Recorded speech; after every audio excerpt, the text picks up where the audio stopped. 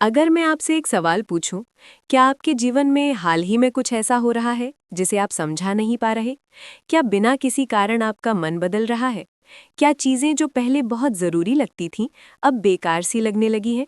और क्या कभी-कभी आपको ऐसा लगता है कि कोई अदृश्य शक्ति आपको अंदर से बुला रही है? अगर इन सवालों में से किसी एक का जवाब हाँ है, तो ये वीडियो सिर्फ एक वीडियो नहीं है, यह आपके जीवन का एक संकेत हो सकता है। आज हम उन 5 संकेतों की बात करेंगे जिन्हें शास्त्रों में, संतों की वाणी में और अनुभवी साधकों के जीवन में बार-बार देखा गया है। ये संकेत तब दिखाई देते हैं जब भगवान किसी व्यक्ति को सीधे बुलाते हैं, जब आत्मा जागने लगती है और जब जीवन सिर्फ सांस लेने से कहीं आगे बढ़ने वाला होता है। पहला संकेत बहुत साधारण लगता है, लेकिन इसका अर्थ बहुत गहरा होता है। अचानक आपकी नींद का पैटर्न बदल जाना, बिना अलार्म के, बिना किसी कारण, रोज एक ही समय पर आपकी आंख खुल जाना, खासकर रात के तीसरे पहर या ब्रह्म मुहूर्त के आसपास। ये कोई संयोग नहीं होता।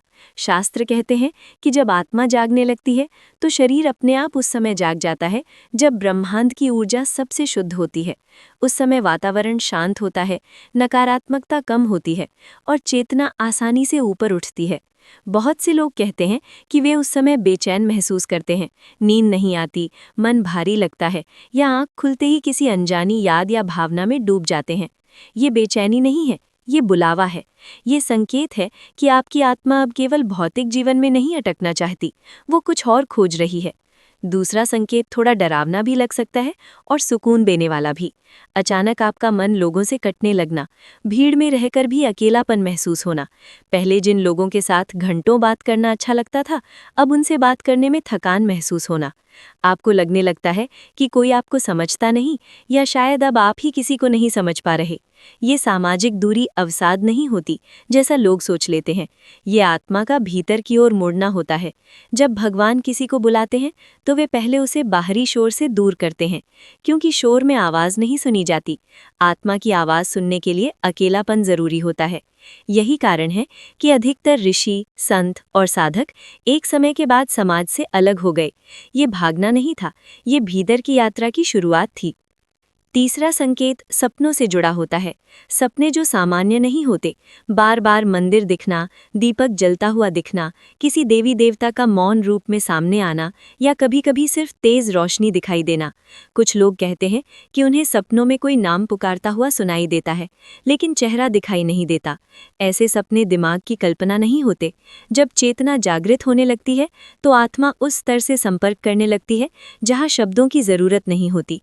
सपने उस भाषा का माध्यम होते हैं। भगवान सीधे शब्दों में नहीं बोलते, वे संकेतों में बोलते हैं। अगर आप इन सपनों को नज़रअंदाज करते हैं तो वे धीरे धीरे कम हो सकते हैं, लेकिन अगर आप ध्यान देना शुरू करते हैं तो वे और स्पष्ट होते जाते हैं। चौथा संकेत आपके स्वभाव में अचानक आया बदलाव होता है। आपको झूठ से चिढ़ होने लगती है, दिखावे से मन हटने लगता है, लोग क्या कहेंगे ये सोचना कम हो जाता है। पैसा, पद, तुलना, ये सब अचानक अर्थहीन लगने लगते हैं। आप वही करना चाहते हैं जो सही लगे, भले ही दुनिया उसे पागलपन कहे। ये बदलाव एक दिन में नहीं आता, लेकिन जब आता है तो पीछे मुड़कर देखने का मन नहीं करता। ये आत्मा की शुद्धि का संकेत होता है। भगवान किसी को बुलाने से पहले उसके भीतर से झूठ, लालच और भय को धीरे धीरे निकालते हैं, क्योंकि सत्य के रास्ते पर चलने के लिए हल्का होना जरूरी है। भारी मन सत्य को संभाल नहीं पाता। पांचवा और सबसे शक्तिशाली संकेत होता है अचानक भक्ति का जाग जाना। बिना किसी के कहे, बिना किसी मजबूरी के आपका मन नाम जप में लगने लगता है। कभी आप किसी भजन को बार बार सुनते हैं, कभी आंख बंद करते ही कोई मंत्र अपने आप चलने लगता है। ये आदत नहीं होती, ये स्मृति होती है। आत्मा को याद आने लगता है कि वो कहाँ से आई है। बहुत से लोग कहते हैं कि उन्हें पहले कभी पूजा पाठ में रुचि नहीं थी, लेकिन अचानक उन्हें शांति वहीं मिलने लगी। ये परिवर्तन बाहर से नहीं आता, ये भीतर से उठता है, और जब ये उठता है तो इसे रोका नहीं जा सकता। अब सवाल ये है कि अगर ये संकेत आपके साथ हो रहे हैं तो आपको क्या करना चाहिए। सबसे पहली बात, डरिए मत। भगवान जब बुलाते हैं तो नष्ट करने के लिए नहीं बुलाते, बल्कि पूर्ण करने के लिए बुलाते हैं। ये कोई श्राप नहीं है, ये वरदान है, लेकिन हर वरदान के साथ जिम्मेदारी आती है। आपको भागना नहीं है, आपको संत बनने का ढोंग नहीं करना है, आपको सिर्फ ईमानदार होना है खुद के साथ। अपनी भावनाओं को दबाइए मत, जो बदल रहा है उसे स्वीकार कीजिए, ध्यान दीजिए, लेकिन अंधविश्वास में मत फंसिए। भक्ति को दिखावा मत बनाइए, उसे निजी रखिए। बहुत लोग इस चरण में गलती करते हैं। वे सोचते हैं कि वे सबसे अलग हैं, चुने गए हैं, और यहीं से अहंकार जन्म लेता है। याद रखिए, भगवान जिसको बुलाते हैं उसे पहले झुकना सिखाते हैं। जितना शांत रहेंगे उतना रास्ता साफ दिखेगा। अगर मन बेचैन है तो नाम जप करें, अगर सवाल है तो भीतर पूछें, बाहर शोर मत मचाइए। हर उत्तर तुरंत नहीं मिलेगा, लेकिन हर उत्तर समय पर मिलेगा। ये भी जरूरी है कि आप अपने कर्मों पर ध्यान दें, क्योंकि आध्यात्मिक बुलावे का मतलब संसार छोड़ना नहीं होता। इसका मतलब है संसार में रहते हुए बंधन से मुक्त होना। आप वही काम करें, लेकिन भाव बदल दें। वही रिश्ते निभाएं, लेकिन अपेक्षा छोड़ दें। वही जीवन जिए, लेकिन पहचान बदल दें।